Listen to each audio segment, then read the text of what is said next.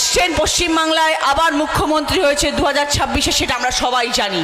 যেমন সুকুমারদা এক্ষুনি বললেন, শুধু দিনক্ষণের অপেক্ষা, ঘন্টা গুনছি আমরা এখন যে দিদি কবে শপথটা নেবেন। আমরা জানি দিদি আসছে। যেটা দিদি এখন চিন্তা করছেন যে 26-এ আসার পরে আমি আর বাংলার মানুষের জন্য কি কি প্রকল্প নিয়ে আসবো, যাতে পশ্চিমবাংলার মানুষ আবার অন্যরকমভাবে উপকৃত হন এবং তারা যাতে সুবিধাতে আনন্দেতে জীবন কাটাতে পারেন।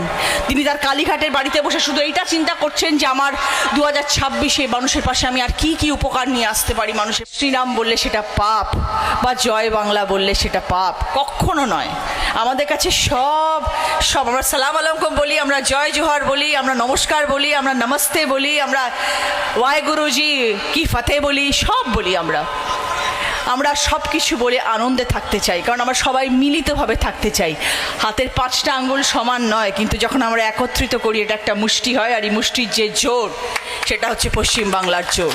আমরা ধর্ম নিয়ে রাজনীতি করি না, আমাদের ধর্ম অনেক। এখানে আপনারা যারা এত মানুষ বসে আছেন, আমি কিন্তু কখনো আপনাদেরকে জিজ্ঞেস করবো ভাই আপনি কে হিন্দু, আপনারা এখানে কে মুসলমান, কে এখানে জৈন, কে এখানে আদিবাসী, কিচ্ছু নয়। সবার উপরে মানুষ, সত্য তাহার উপরে নাই। আমরা সবাই মানুষ, সেটা হচ্ছে সব থেকে বড় কথা।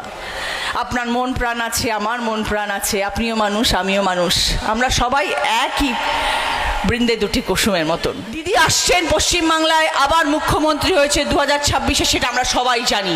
যেমন সুকুমারদা এক্ষুনি বললেন, শুধু দিনক্ষণের অপেক্ষা, ঘন্টা গুনছি আমরা এখন যে দিদি কবে শপথটা নেবেন। আমরা জানি দিদি আসছে। যেটা দিদি এখন চিন্তা করছেন যে 26-এ আসার পরে আমি আর বাংলার মানুষের জন্য কি কি প্রকল্প নিয়ে আসবো, যাতে পশ্চিমবাংলার মানুষ আবার অন্যরকমভাবে উপকৃত হন এবং তারা যাতে সুবিধাতে আনন্দেতে জীবন কাটাতে পারেন। তিনি তার কালীঘাটের বাড়িতে বসে শুধু এইটা চিন্তা করছেন যে আমার 2026-এ মানুষের পাশে আমি আর কি কি উপকার নিয়ে আসতে পারি, মানুষের পাশে কিভাবে থাকতে পারি। এটাই হচ্ছে আমাদের পশ্চিমবাংলার সরকার, এটাই হচ্ছে তৃণমূল কংগ্রেসের সরকার, এটাই হচ্ছে মমতা বন্দ্যোপাধ্যায় আমাদের মাননীয় মুখ্যমন্ত্রীর কথা। আমরা ধর্ম নিয়ে রাজনীতি করি না, আমাদের ধর্ম অনেক।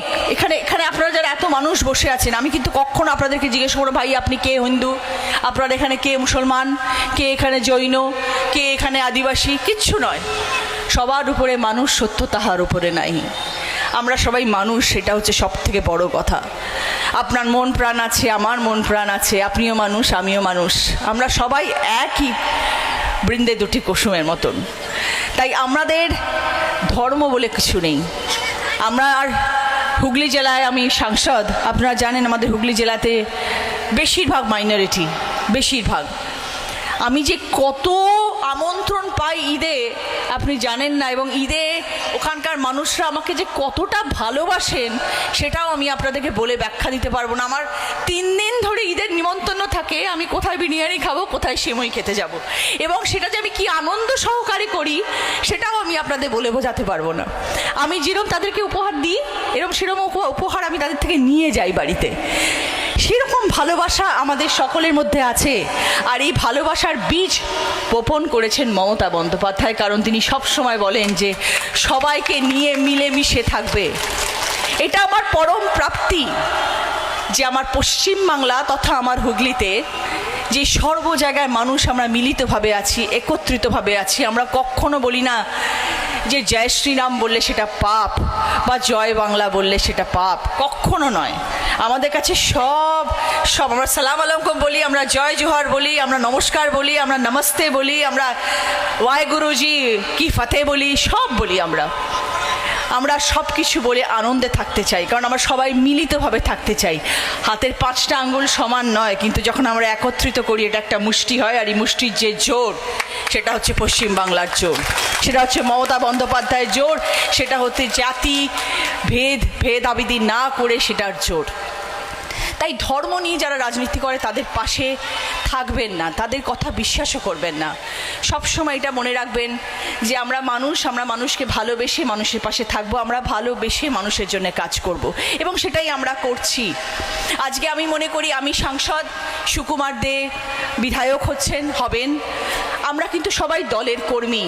আমাদের এই পদগুলো দিদি দিয়েছেন ঠিকই, কিন্তু আমাদের সকলের পিছনে একজনই মানুষ, তিনি হচ্ছেন মমতা বন্দ্যোপাধ্যায়, তিনি হচ্ছেন আসল চেহারা। আমরা হচ্ছে নামমাত্র পাশে কয়েকজন মানুষ।